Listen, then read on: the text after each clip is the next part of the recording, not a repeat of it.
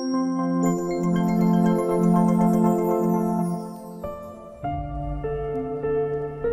kisah, ada seorang laki-laki yang bertobat di hadapan Syekh Yazid.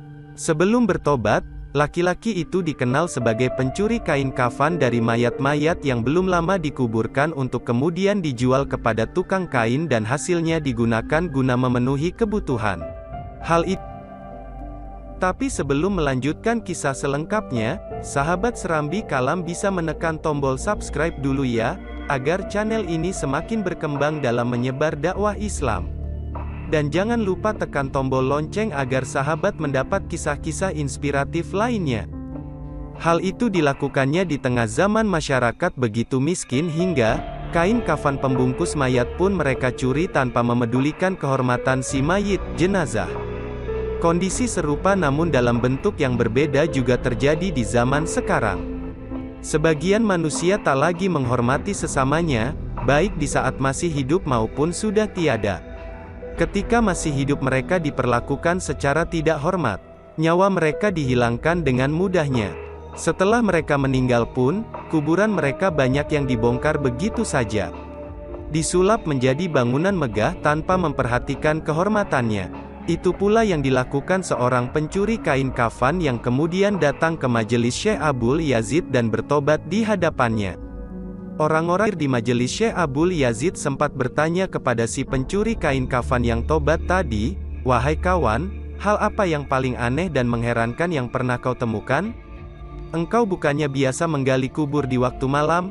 Tak diragukan lagi kau pernah mendapati sesuatu yang langka dan mengherankan." Si laki-laki menjawab, "Tentu saja. Bahkan aku sering menemukannya. Di antara 1000 lebih kuburan yang pernah kugali, aku mendapati 900 kuburan lebih yang arah kiblat para pemiliknya sudah berubah. Konon, menurut para ulama, itu pertanda buruk yang harus mendapat perhatian." Mendengar kisah tersebut, sontak mereka yang ada di majelis menjadi riuh dan merasa kaget dengan jumlah sebanyak itu. Mereka terkejut sekaligus terheran-heran dengan kejadian yang baru saja dikisahkan. Mereka kemudian bertanya kepada Syekh Abul Yazid.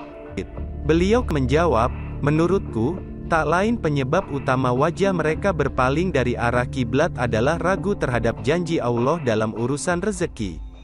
Padahal Dia telah berjanji kepada mereka, juga kepada kita semua akan menjamin urusan rezeki. Bahkan, Dia bersumpah dalam Al-Quran, dan di langit terdapat sebab-sebab rezekimu dan terdapat pula apa yang dijanjikan kepadamu. Maka demi Tuhan langit dan bumi, sesungguhnya yang dijanjikan itu adalah benar-benar akan terjadi, seperti perkataan yang kamu ucapkan." Quran Surat Az-Zariyat ayat 22-23. Dari kisah di atas, dapat disimpulkan bahwa rasa bimbang dan gamang dalam urusan rezeki nyaris dialami oleh banyak orang, tanpa memandang latar belakang kasta dan kedudukan. Artinya, perasaan ini dialami siapa saja, baik orang miskin maupun orang kaya, baik rakyat jelata maupun pejabat, baik orang awam maupun orang berpengetahuan, bahkan mungkin dirasakan orang-orang yang dipandang alim. Sebab, perasaan ini sangat ditentukan oleh keyakinan hati terhadap Zat pemberi rezeki.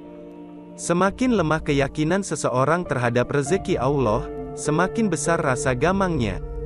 Sebaliknya, semakin kuat keyakinannya, semakin tipis pula perasaan gamangnya. Bahkan, mungkin tidak ada, berganti ketawakalan dan qanaah kepada Allah.